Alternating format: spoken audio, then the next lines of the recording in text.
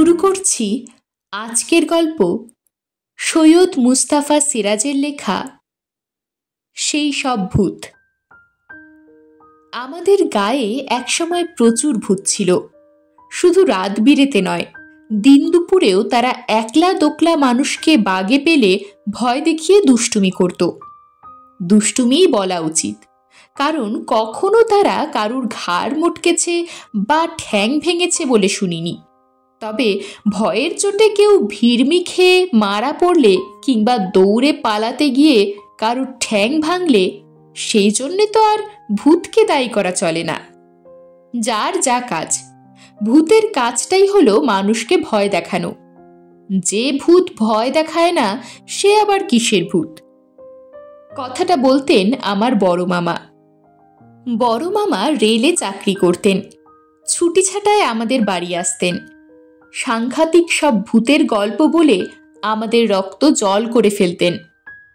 গল্প শোনার পর আমরা যারা ছোট তাদের অবস্থা তখন শোচনীয়, কিন্তু তারপরই বড় মামা হো হো করে হেসে বলতেন, ওরে, ভূতকে কখনো ভয় পাবি না। কারণ কি জানিস? মানুষ যেমন ভূতকে ভয় পায়, ভূতও মানুষকে খুব ভয় পায়। ভূত যদি ভয় দেখায়, তোরাও তাকে ভয় দেখাবি। দেখবি ব্যাটার ছেলে তক্ষুনি কেটে পড়েছে। সে কথা শুনেও যে খুব একটা সাহস পেতাম তা নয়। আমার তো খালি ভাবনা হতো, ভূত বড়দের ভয় পেতেও পারে, কিন্তু আমাদের মতো ছোটদের কি আর ভয় পাবে? আমাদের বাড়ির পেছন দিকটায় ছিল একটা বাগান, তার ওধারে একটা ঝিল। ঝিলের ওধারে ছিল ঘন জঙ্গল। ঠাকুমা বলতেন, ঝিলের জঙ্গলে থাকে এক স্কন্ধকাটা, আর ঝিলের ধারে থাকে এক শাকচুন্নি। শাকচুন্নিটা রোজ রাত্রিরে আলো জেলে ঝিলের ধারে কি যেন খুঁজে বেড়ায়। স্কন্ধকাটা আলো সইতে পারে না, তাই সে এসে শাকচুন্নির সঙ্গে খুব ঝগড়া বাঁধায়। ঝগড়ার চোটে সারা রাত্রির ঘুমোতে পারিনে।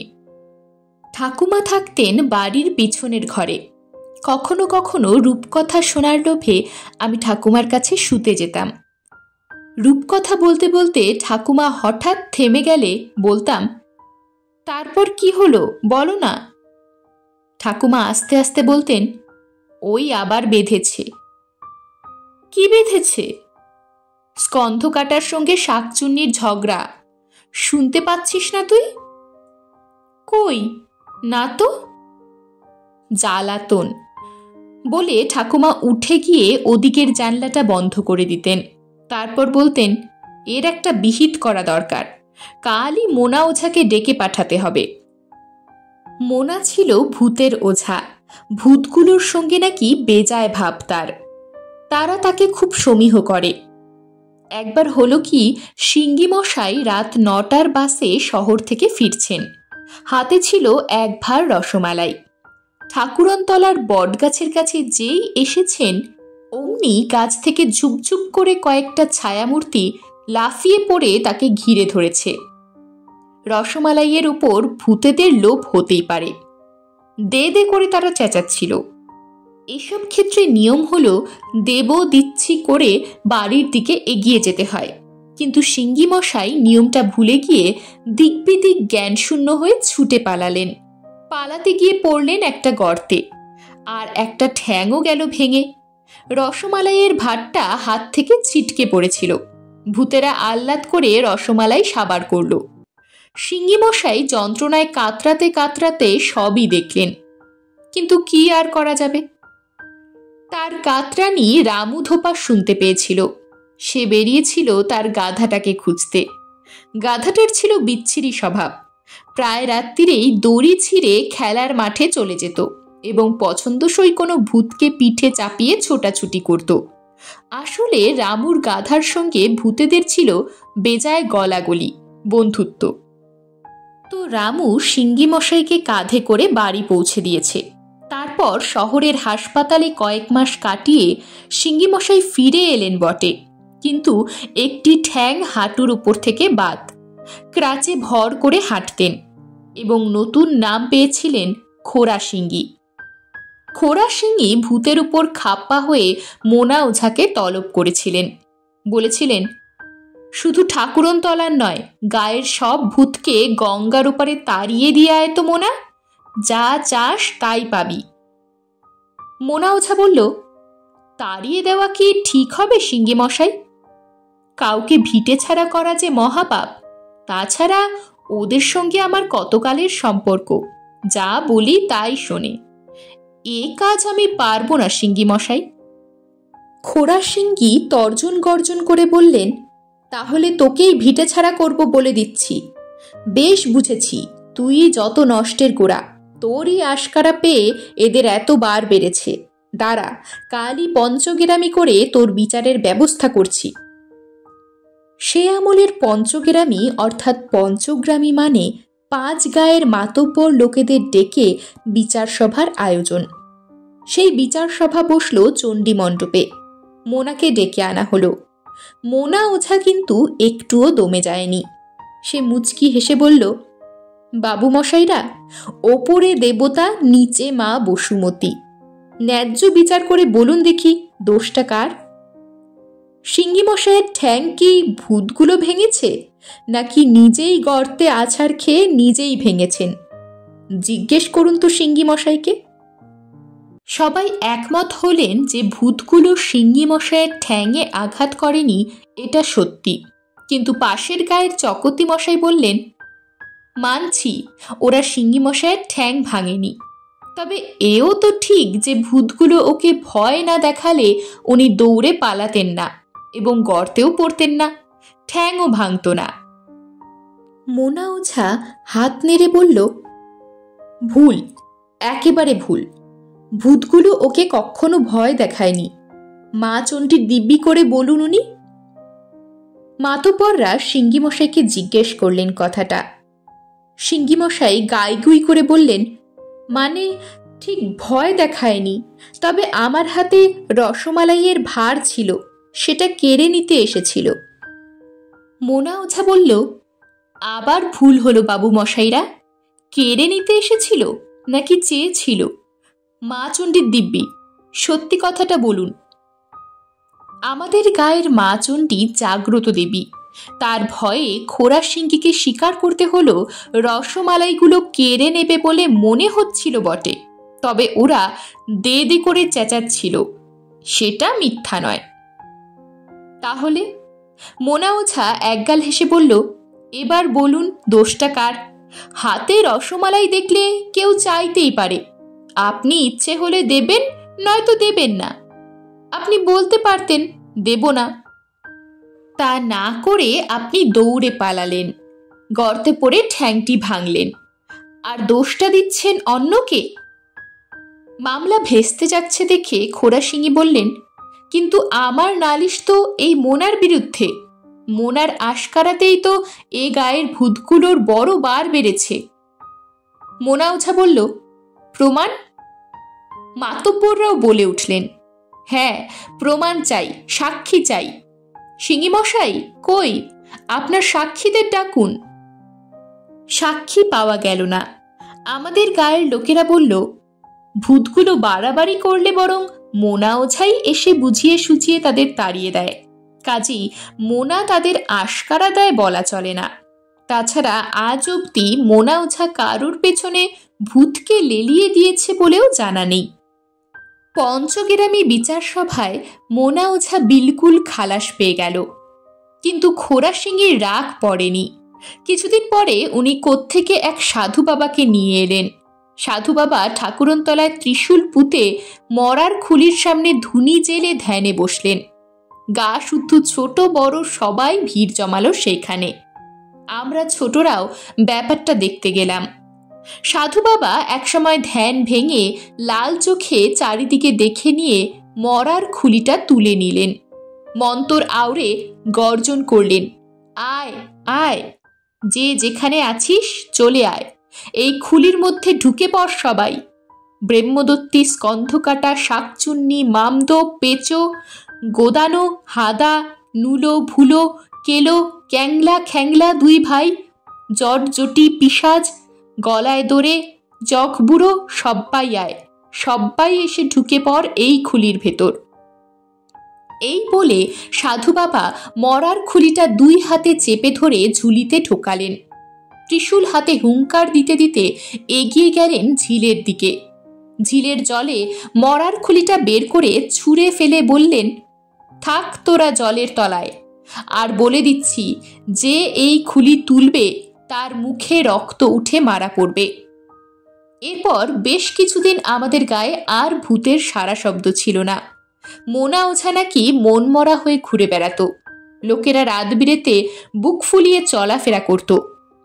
মাঝে মাঝে দেখতাম রামু ধোপার গাধাটা ঝিলের ধারে ঘাস খেতে খেতে হঠাৎ মুখ তুলে তাকাতো। ওর দৃষ্টিটা খুব করুণ মনে হতো। তার খেলার সঙ্গীরা জলের তলায় খুলির ভেতর বন্দি। বেচারার দুঃখ হতেই পারে। হঠাৎ একদিন হইচই পড়ে গেল। রামু ধোপা গিয়েছিল ঝিলের জলে কাপড় কাচতে।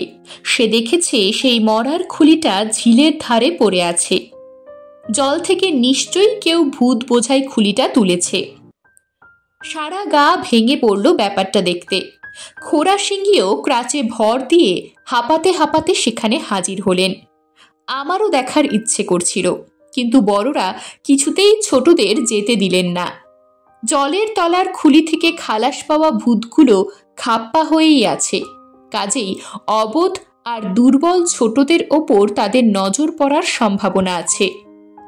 পরে শুনলাম দায়টা চেপেছে মোনা ওঝারি কাঁধে। মোনাও মন্ত্রতন্ত্র জানে। কাজেই সাধু বাবার ফেলে দেওয়া খুলি সে ছাড়া জল থেকে তুলবে সাধ্যকার। তাছাড়া মোনা নিশ্চয়ই কোনো বড় ওঝার কাছে নতুন বিদ্যে রপ্ত করে এসেছে। তবে শেষ পর্যন্ত এতে মোনা ওঝারি জয় জয়কার পড়ে গেল। মুখে রক্ত উঠে সে মারা পড়েনি। তার মানে আমাদের গায়ের এই ওঝা সেই সাধু বাবার চেয়ে এখন আরও ক্ষমতাশালী। সিঙ্গি মশাই কেঁচো হয়ে ঘরে ঢুকলেন। কদাচিৎ বাইরে বেরুতেন তিনি। বেরুলেই দিন দুপুর ছাড়া নয়। মোনা ওঝার এতে দাপট বেড়ে গেল। এদিকে আবার ভূতের সারা শব্দ পাওয়া গেল সেদিন থেকেই। পণ্ডিত মশাই পাঠশালার ছুটির পর বাড়ি ফিরছেন। হঠাৎ গাছ থেকে টুপটাপ করে ঢিল পড়ল। পণ্ডিত মশাইয়ের বেলায় এ কোনো নতুন ঘটনা নয়, বরং ঢিল পড়া বন্ধ হওয়াতে তার খারাপ লাগত। আবার ঢিল পড়ায় খুশি হয়েছিলেন। বললেন, কিরে তোরা সব কেমন আছিস? গদাই মোড়ল সন্ধেবেলা মাঠ থেকে ফিরছেন। একটা কালো বেড়াল তার সঙ্গ নিল। মোড়ল খুব খুশি হয়ে বললেন, ভালো আছিস তো বাবা? জলবন্দি হয়ে নাকি খুব কষ্টে ছিলিস? এইসব ঘটনা সন্ধেবেলায় ছোট কাকা খুব জমিয়ে বর্ণনা করতেন। আমি কিন্তু তখনও ভূত দেখিনি বা সেরকম কোনো সারা শব্দও পাইনি। বড়রা বলতেন ভূত আছে, আমরা ছোটরাও মেনে নিতাম ভূত আছে। তাছাড়া বড় মামা এসে ভূতের স্বভাব চরিত্র কীর্তিকলাপ শুনিয়ে ভূতের ব্যাপারটাকে আরও পাকাপোক্ত করে ফেলতেন। তো অমন একটা ঘটনার কিছুদিন পরে ঠাকুমার মুখে ঝিলের ধারের শাকচুন্নি আর জঙ্গলের স্কন্ধ কাটার ঝগড়ার কথা শুনেছিলাম। বলেছিলেন মোনা ওঝাকে ডাকতে হবে, মোনা ছাড়া এর বিহিত হবে না। মোনা ওঝা পরদিন এসেছিল। ঠাকুমার মুখে সব শুনে সে বলল, বড় সমস্যে দিদি ঠাকুরন, ওদের ঝগড়াঝাটির কথা আমার অজানা নয়, অনেক চেষ্টা করেও মিটমাট করতে পারিনি। আসলে শাকচুন্নিটা আলো ছাড়া এক পা হাঁটতে পারে না, মেয়েটা রাত কানা। ওদিকে স্কন্ধ কাটার চোখে ঘা, আলো লাগলেই জ্বালা করে। কাকে দোষ দেব বলুন? তুই স্কন্ধ কাটাকে বরং অন্য কোথাও গিয়ে থাকতে বল মোনা। যাবে কোথায়? সব জায়গায় তো দখল হয়ে আছে গো।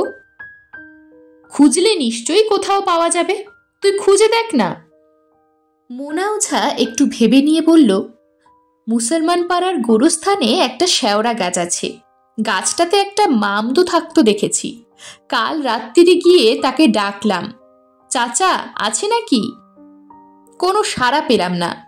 আমার সন্দেহ হচ্ছে মামদো চাচা ডেরা ছেড়ে অন্য কোথাও চলে গেছে।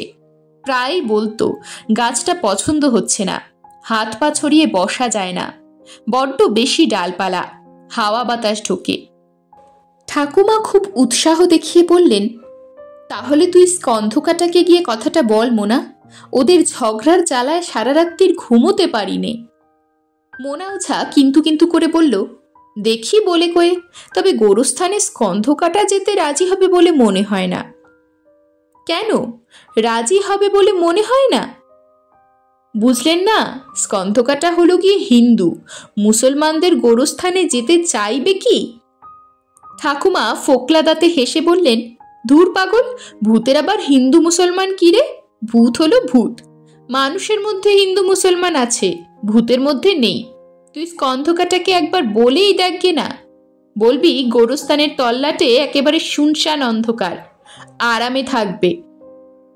কদিন পরে মোনা ওঝা এসে বলল, কেলেঙ্কারি হয়ে গেছে দিদি ঠাকুরন, স্কন্ধকাটাকে বলে কয়ে রাজি করিয়েছিলাম, কাল সন্ধেবেলায় সে গোরস্থানের শ্যাওড়া গাছে ডেরা বাঁধতে গিয়েছিল, কিন্তু মামদো চাচা আবার ফিরে এসেছে, তারা খেয়ে স্কন্ধকাটার পালিয়ে এলো। ঠাকুমা নিরাশ হয়ে বললেন, মুখ পোড়া মামদোটা ফিরে এলো কেন জানিস? বলতে গেলে সে অনেক কথা।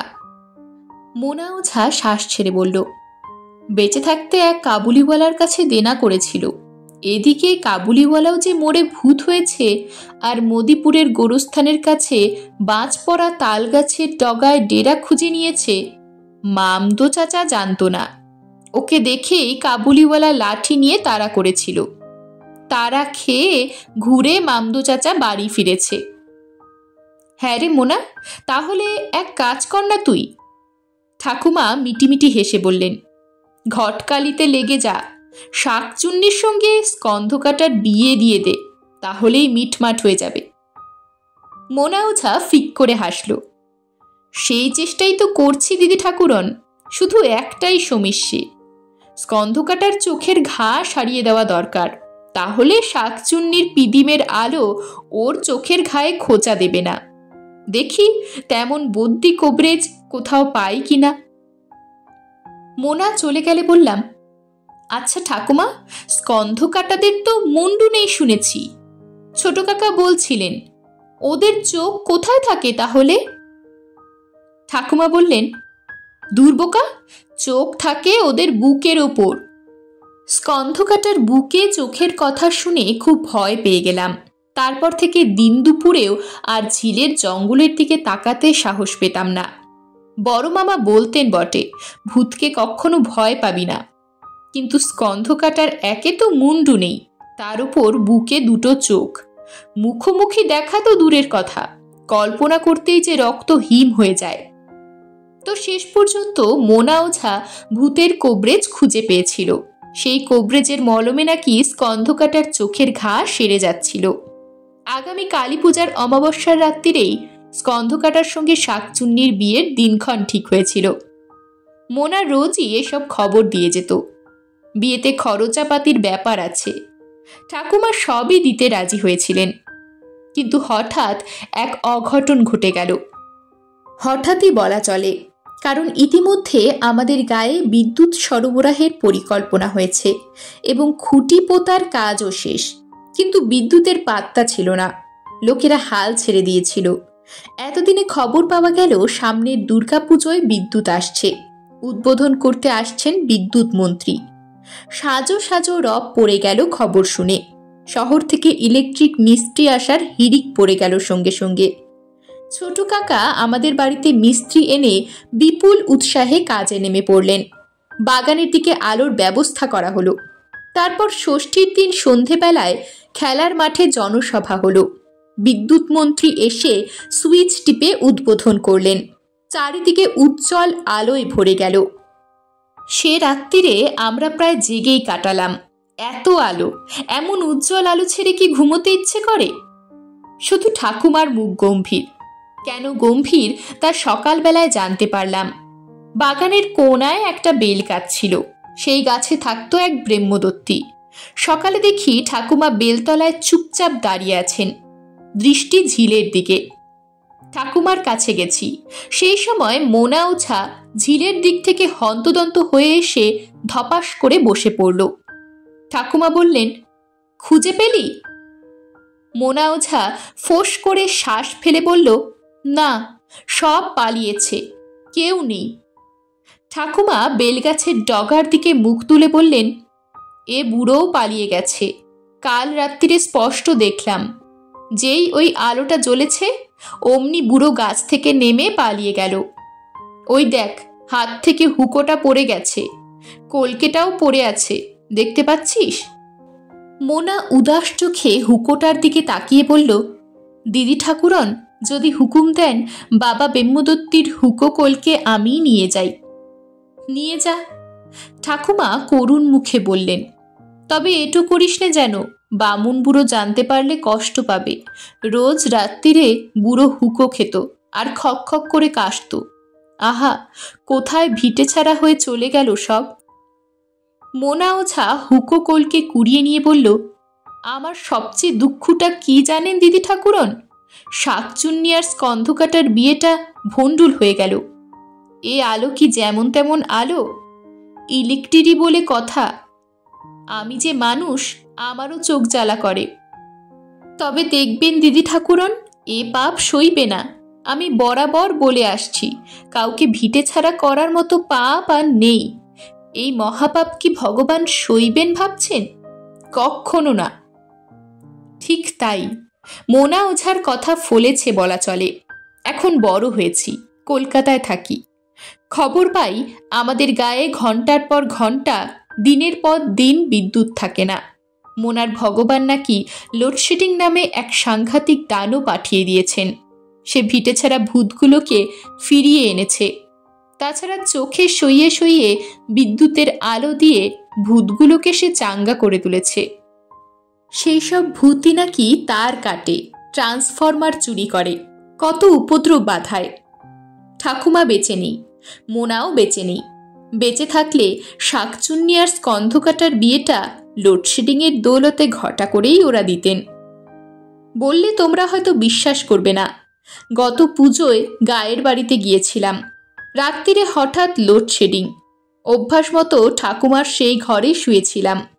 রাত দুপুরে বাগানে হঠাৎ খক খক করে কাশির শব্দ শুনে জানলায় উকি মেরে দেখি সেই বেলগাছে হুকোর আগুন জুকজুক করছে। খুব খুশি হলাম। মানুষের জীবনে ভূতঠুত না থাকলে কি চলে? জীবনটাই যে নীরস হয়ে যাবে যদি না থাকে ভূত পেতনি, যদি না থাকে অন্ধকার। এরকমই আরও সব গল্প পেতে চ্যানেলটিকে সাবস্ক্রাইব করে দেবেন। আর গল্পটি যদি ভালো লেগে থাকে তাহলে লাইক, শেয়ার আর কমেন্ট করে দেবেন।